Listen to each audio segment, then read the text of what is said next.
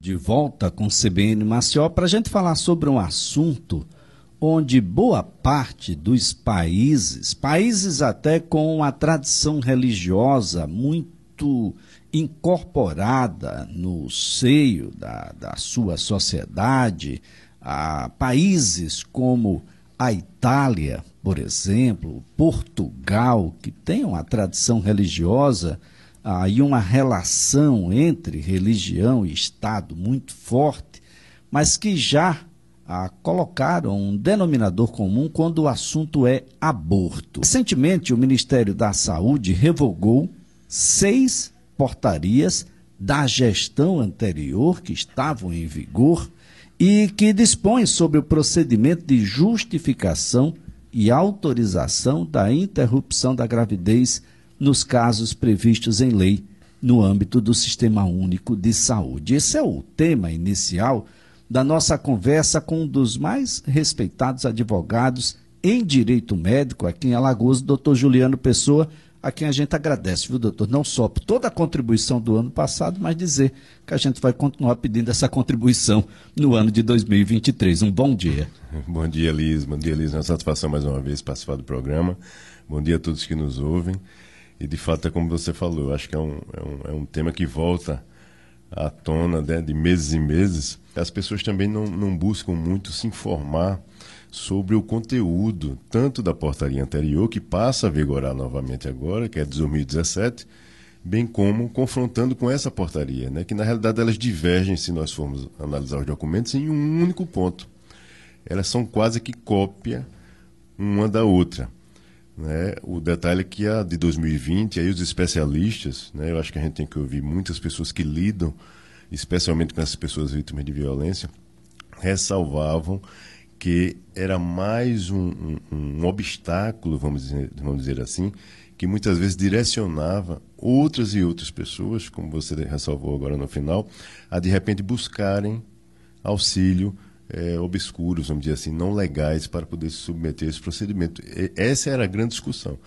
Eu diria que o primeiro cotejo, o primeiro confronto que de repente se teria a oportunidade de fazer agora é verificar se nesses 2 anos, né, de 2020 até final de 2022, onde aquela portaria vigorou com a determinação do profissional de saúde comunicar diretamente à autoridade policial, se de repente a polícia chegou a desvendar vários e vários casos de pessoas que praticaram violência sexual e se chegaram, de fato, ao agressor. Acho que essa era uma primeira informação que a gente deveria buscar, de repente.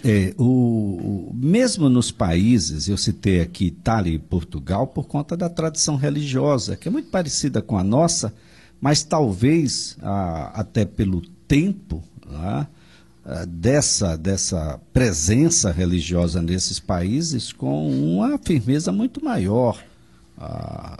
Portugal e Itália, mesmo tendo legislação para a prática do aborto, a premissa é a vida. Sim, sim. E é importante que a gente destaque isso, Elias. Não está se falando, não houve revogação para a autorização de outras formas, vamos dizer assim, de interrupção da gestação, que não é já previstas há anos e anos na legislação. Então está se tratando aí do aborto previsto na lei, onde a pessoa que é vítima de violência sexual, especialmente, né, ou que tem alguma questão que traz risco à saúde da mãe, da gestante, no caso concreto, ou a outra possibilidade que é a questão de feto com anencefalia.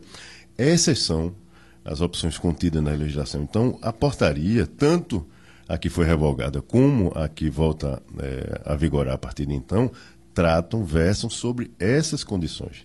Não se está tratando de legalização de forma ampla e restrita do aborto. Não é essa a discussão. Então, as pessoas estão, de repente, confundindo as coisas.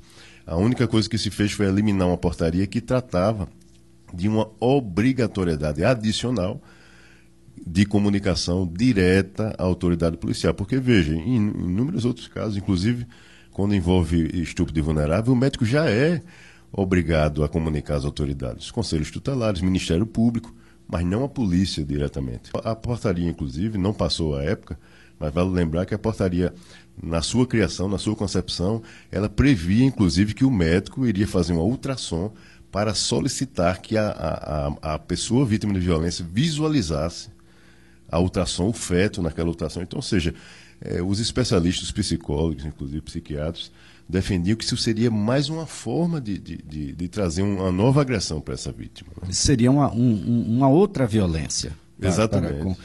Como é que fica, então, do ponto de vista prático, para o profissional da medicina, o profissional médico, profissional da saúde em geral, que se depara com uma situação como essa, o que é que gera de obrigação? Não é porque tem as questões éticas da própria profissão e uma série de outros elementos. Exatamente. Veja, assim como acontecia na portaria que foi revogada, desde 2017 que volta, ela prevê todas as fases de forma idêntica praticamente. Então, assim, ele vai ter que fazer um parecer técnico, isso vai ter que ser subscrito por, no mínimo, 3 outros profissionais da saúde. Ele vai ter que fazer um relatório atinente àquela condição de violência. A própria pessoa que foi vítima de violência terá que fazer o seu relato direto. Isso vai ser reduzido a termo, vai ser assinado pela gestante. Ele terá que alertar, inclusive, essa pessoa da previsão do Código Penal, né, do crime de falsidade ideológica, caso ela esteja reportando uma violência que não existiu, então ela poderá ser responsabilizada na forma da lei. Então, assim, tudo isso permanece existindo. O que é que se eliminou? Exclusivamente aquele ponto de obrigatoriedade de comunicação direta, expressa à autoridade policial. Este ponto, basicamente, foi alterado. As demais etapas já existiam desde 2017, e permanecem existindo. Isso não será eliminado. Todo esse rigor, inclusive todas essas documentações, termo de consentimento que deve ser assinado pela própria pessoa, gestante no caso, termo de responsabilidade dela. Então, toda essa documentação e essa análise, esse cuidado, esse critério permanecerão existindo como já existia. Não mudou nada em relação a isso. Isso será, inclusive, anexado ao prontuário médico daquela paciente. Então, ou seja, todo esse rigor permanece normalmente. Então, nós temos 3 situações. Aborto é permitido nos casos em que a gravidez é decorrente de estupro, quando há risco à vida da gestante ou quando há um diagnóstico de anencefalia do feto. É preciso que as pessoas entendam que mesmo nessas condições existem critérios que precisam ser atingidos. Não é, doutor? Não basta apenas a gente imaginar. É porque quando por exemplo, do ponto de vista médico, que essa gravidez pode trazer risco à vida da gestante. Veja só, isso é uma aferição, Elias, médica, né? O profissional médico, naturalmente, terá toda a habilidade de visualizar, e aí ele tem autoridade, inclusive, para trazer essa informação, desaconselhando, vamos dizer assim, a continuidade daquela gestação por um risco de saúde. Então, nesses casos, a lei privilegia a manutenção da vida daquela pessoa. Aliás, essa sempre foi uma discussão muito forte entre os profissionais da área. Quem é o paciente? A mãe ou o bebê? E aí a gente vem a toda uma série de discussões, não só éticas, mas de direito à vida da criança e o direito à vida da mãe. E quando um está colocando o outro em risco, é uma situação muito delicada. Os médicos passam por um momento de estresse extremamente tenso. E não é fácil essa decisão, doutor. Exatamente, Elise. Como você destacou, as pessoas têm a impressão equivocada de achar que esse tipo de procedimento é realizado como se a pessoa fosse numa farmácia adquirir um medicamento qualquer para uma cefaleia, para uma dor de cabeça. Não é assim. Como nós falamos, tem todo um rigor, tem todo um aparato multidisciplinar, multiprofissional. Você tem ali um obstetra, você tem um psicólogo, você tem várias outras, um anestesista, você tem, ou seja, tem todo um aparato do ponto de vista médico para recepcionar esta pessoa, dialogar com ela, fazer todo o levantamento do que aconteceu naquele caso concreto, preencher toda a documentação que é obrigatória de ser preenchida, não é opcional.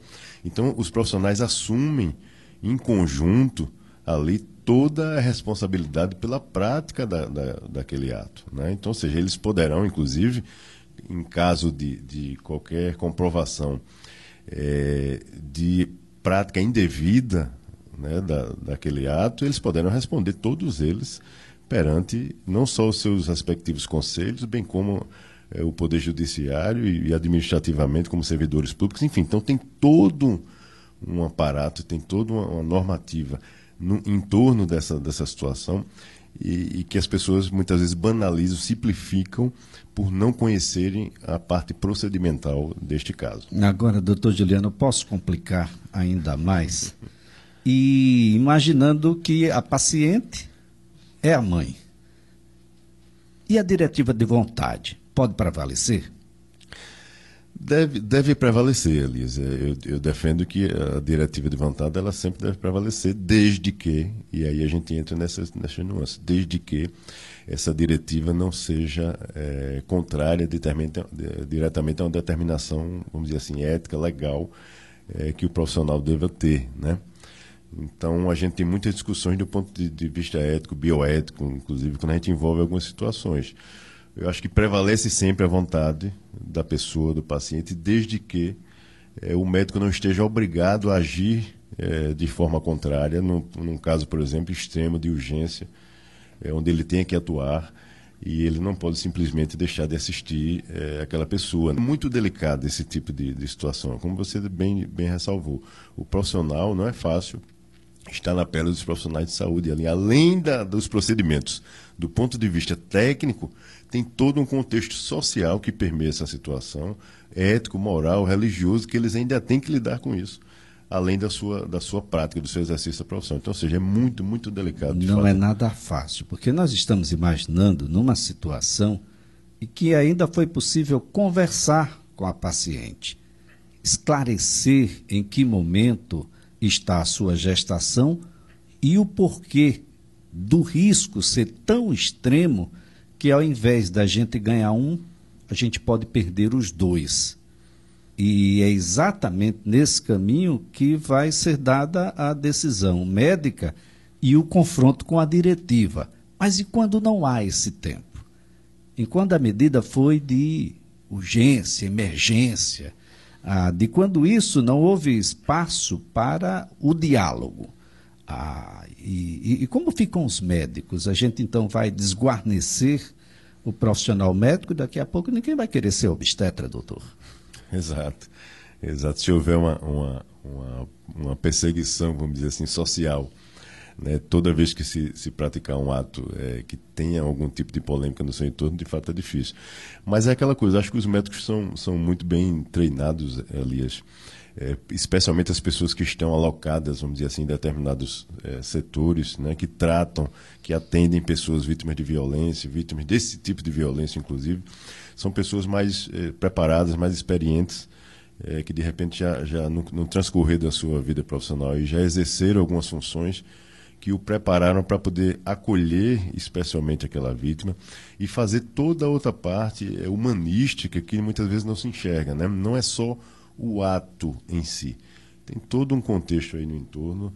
Essa pessoa que chegou, como nós falamos, é uma pessoa vítima de violência. Então ela chega fragilizada, debilitada psicologicamente, fisicamente muitas vezes, com alguma consequência, de repente, do ponto de vista de saúde física. Então, ou seja, tem todo um contexto que é preciso que a gente tenha sensibilidade de se deparar e visualizá-lo da forma que tem que ser enxergada e sempre destacando a questão do livre-arbítrio, né? Eu acho que deve ser comunicado, deve ser reportado toda a responsabilidade daquele ato, as consequências, o ônus, o bônus, mas no final eu acho que a pessoa que sofreu a violência é resguardada a ela, por meio de lei, o direito de escolha e naturalmente ela também arcará com essa escolha. Eu acho que esse é um ponto muito importante que o doutor Juliano coloca aqui, que apesar do elemento ter sido por meio da violência, a gravidez,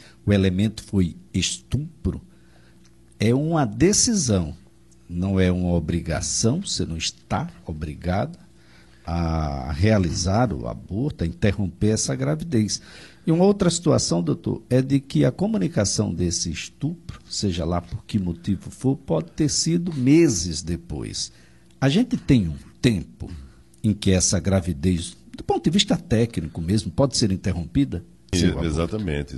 Existe um período gestacional onde é contraindicado, né, a intervenção para a interrupção daquela gestação. Então, de fato, se houver, aí nós entramos naquelas questões que resguardam o profissional médico no sentido de atuar ou não.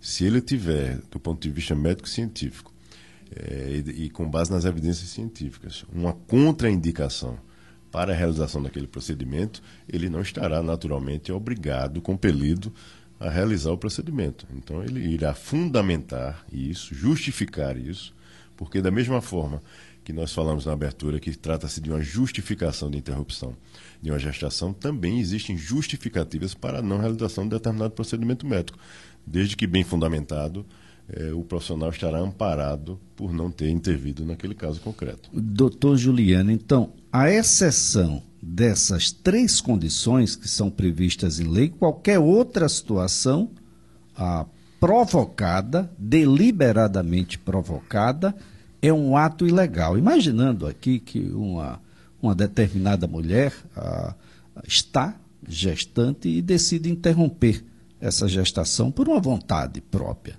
Naturalmente não vai conseguir fazer isso nos hospitais públicos ou privados que são legais, aqueles que são oficiais.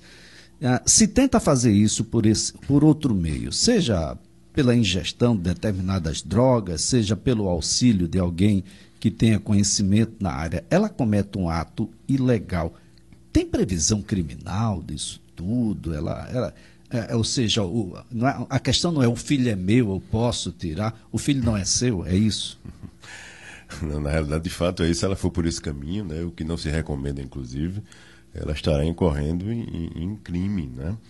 Nós temos aí, tanto é que a previsão, inclusive, Elias, da possibilidade de realização do aborto legal, como se chama, está lá contido no próprio Código Penal, né? Então, ou seja, as ressalvas são tidas, e não só ela, como também os profissionais envolvidos, né? Se tratar de um aborto ilegal, de uma interrupção de uma gestação de forma não prevista na legislação, não só esta pessoa poderá responder, bem como o profissional que de repente fez esse procedimento também poderá sofrer sanções e penalizações pela prática daquele ato que ele sabidamente, reconhecidamente, não deveria realizar. Então é importante que as pessoas não busquem esse tipo de situação. Nós assistimos muitas e muitas pessoas, jovens especialmente, buscando esse tipo de procedimento clandestinamente e muitas vezes pagando um preço alto de problemas gravíssimos, muitas vezes com a sua própria saúde. Então é importante que ela busque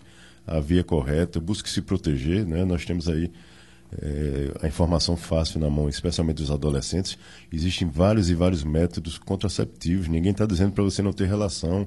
Agora se cuide, se preserve, cuide da vida dos outros também, né? Prevenido não só a questão da gestação, mas várias outras doenças sexualmente transmissíveis. Então acho que o jovem tem que ter muito isso na sua cabeça. Curta a sua vida, aproveite, mas com responsabilidade sempre. Acho que essa é a mensagem. Olha, são gratuitos e estão aí nos postos de saúde em qualquer bairro que você esteja. Eu vou apenas fazer a provocação, mas isso vai ser alvo de uma conversa um pouco mais demorada aqui com o doutor Juliano. E eu quero dizer, antes de mais nada, de que essa situação do aborto a gente vai discutir aqui numa mesa redonda. A gente precisa trazer aqui a igreja, a gente precisa trazer aqui a política e precisa trazer aqueles que estão na área técnica dessa discussão.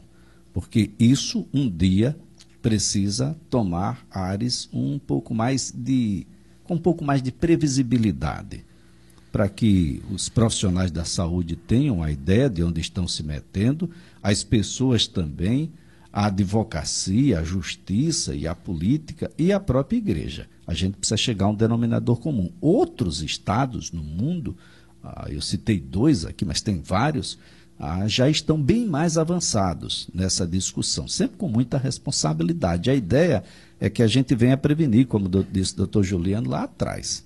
A ideia é a gente conversar sobre o que é família, né? Como se formam as famílias, por que ter filhos, das responsabilidades de uma gestação, dos riscos de uma gestação que não é acompanhada ou que é interrompida de uma forma abrupta, irresponsável, ou seja, risco não só para a própria criança, mas para a mãe, enfim. Mas abro aqui uma outra provocação e diz respeito a uma situação que aconteceu com uma mulher que foi dar à luz e saiu com a mão amputada. Já imaginou, você tem um problema no dedão do pé e sai sem o braço direito? As coisas precisam de um certo, digamos, zelo. Não é? O protocolo, muito provavelmente, não foi seguido. Rapidamente, doutor, houve erro aí no hospital, houve erro, muito provavelmente, talvez o médico não tenha cometido o erro, porque o que estava à disposição dele é aquilo, mas é difícil confundir a barriga com a mão, né, doutor? Elias, infelizmente, a gente vem assistindo, só no início desse ano, acho que já é o segundo ou terceiro caso, assim, que chama muita atenção de algum equívoco dentro de unidade hospitalar. Nós tivemos esse caso que chama muita atenção, nós tivemos um caso aqui no nosso estado, no interior, em Arapiraca, de um casal que passou todo o período gestacional também achando que estava gerando gêmeos e saiu da maternidade só com um, disse que o outro feto não existia, era somente um, e a outra criança terminou falecendo também. Agora nós temos o caso dessa moça que você bem retrata, assim, que aparentemente, Elias, nós enxergamos aí pelo menos indícios claros de uma sequência de erros, vamos dizer assim, né? No mínimo não se observou informação, prontuário médico, algo ali não foi observado para que se acontecesse tamanha desproporcionalidade com o caso concreto, né? Como ela disse, eu vi um relato ontem da mãe, que ela até agora, só anteontem que ela conseguiu olhar para si mesma sem a mão existir mais. Então, ou seja, é importante que os profissionais tenham zelo, tenham cuidado, né? Nós temos muitas normas, regras muito claras, e a medicina, como a gente sempre destaca aqui, bem como a área da saúde como um todo, ela é baseada em protocolos a serem seguidos. O profissional não pode seguir de qualquer jeito, né? Isso é passível de penalização. Nesse caso concreto, os profissionais envolvidos, a polícia já está investigando, inclusive, e os profissionais poderão suportar penalidades severas do ponto de vista criminal, civil, administrativo na própria instituição pública e também no seu respectivo conselho, então, ou seja, por várias práticas indevidas que aparentemente, de forma muito cristalina, elas ganham volume para toda a sociedade. Doutor Juliano, então nós temos aí 2 compromissos para a gente discutir aqui e, claro, né, trazer mais perguntas para você que está nos ouvindo. A ideia é essa, que a gente possa refletir e chegar a um denominador um pouco adiante. Que não pode são esses abortos ilegais que acontecem em números que são extremamente expressivos, e basta observar pelo estágio em que algumas mães que fazem esses abortos chegam até as unidades de emergência do país inteiro. São milhares delas todos os anos. Isso não pode perdurar. Doutor Juliano, foi um prazer tê-lo aqui no CBN Maceió. Eu que agradeço, Elisa, é sempre uma satisfação, é sempre um tema desafiador, mas estarei sempre à disposição. Doutor Juliano Pessoa, advogado, especialista em direito médico.